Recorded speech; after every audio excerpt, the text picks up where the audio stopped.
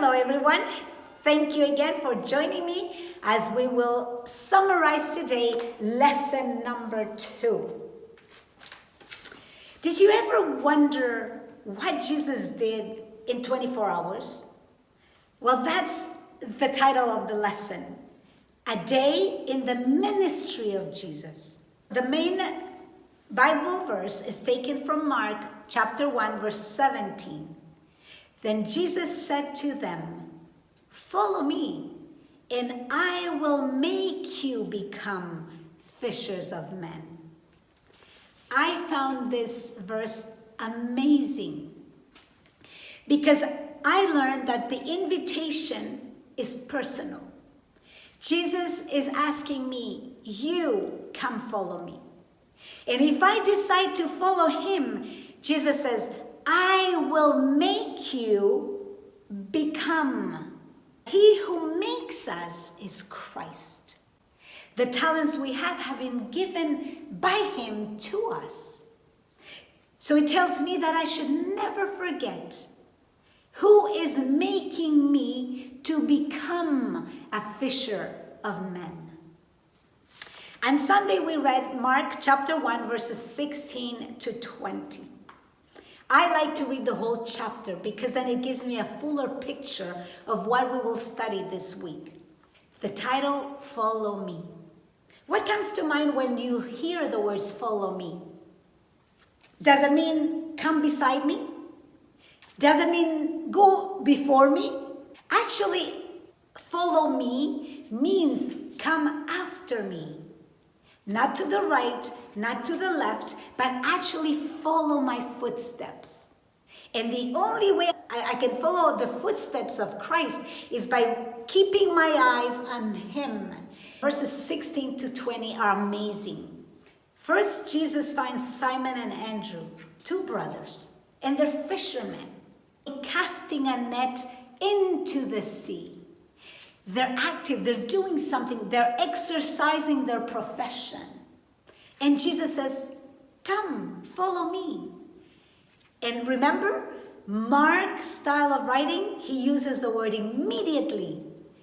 And Mark says, immediately they dropped the nets and followed him.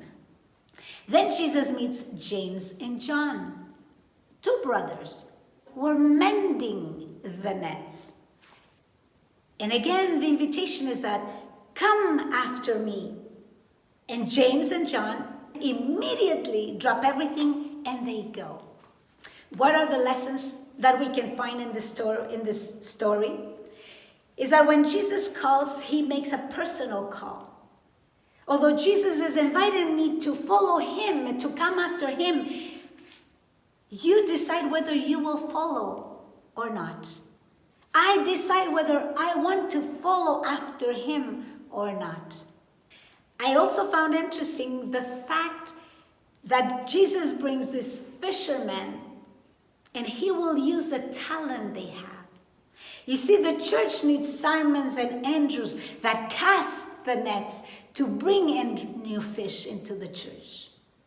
But the church also needs James and Johns that are mending the nets, that are mending relationships. And it's only when we are active, casting the net or mending the nets, that Jesus is helping us to become fishers of men.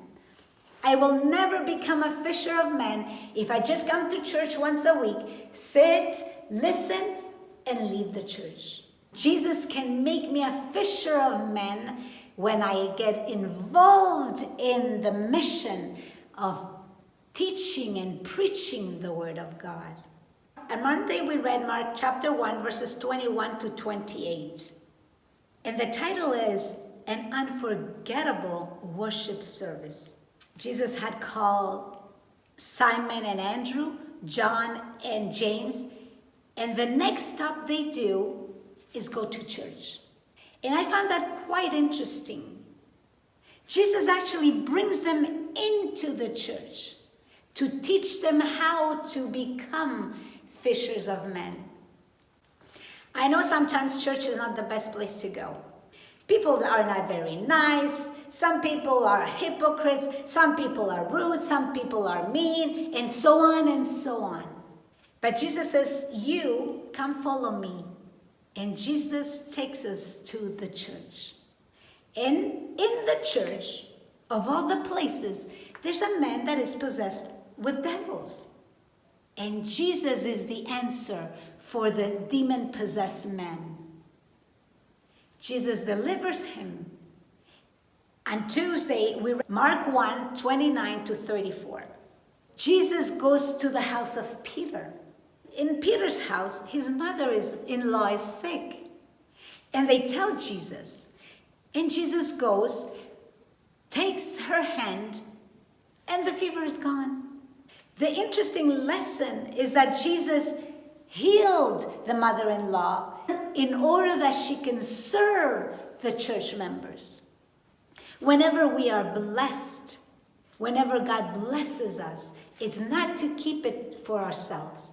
Any blessing that comes from God is to benefit the church. On Wednesday, we discovered the secret of the ministry of Jesus. We read Mark chapter 1, verses 35 to 39. And listen to what it says. Rising up a great while before day. That means before sunrise. He was out and departed into a solitary place and there prayed. That's interesting.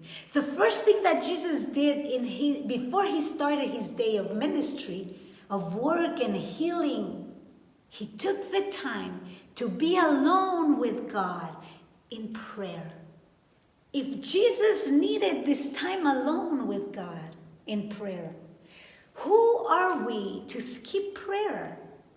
I've heard that we should not skip breakfast because breakfast is the main meal of the day. It prepares you, it gives you the strength you need to go to your daily activities. And if that is true, spending the first hours of the day with Christ also is true.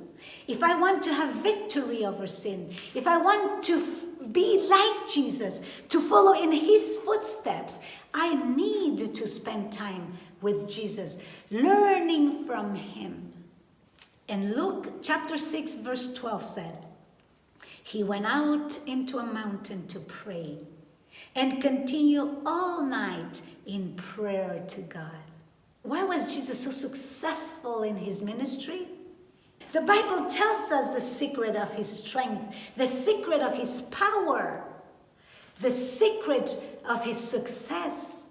First thing in the morning, way before the sun rises, he prayed. And the last thing he did after a hard day of work, he spent time alone with God in prayer.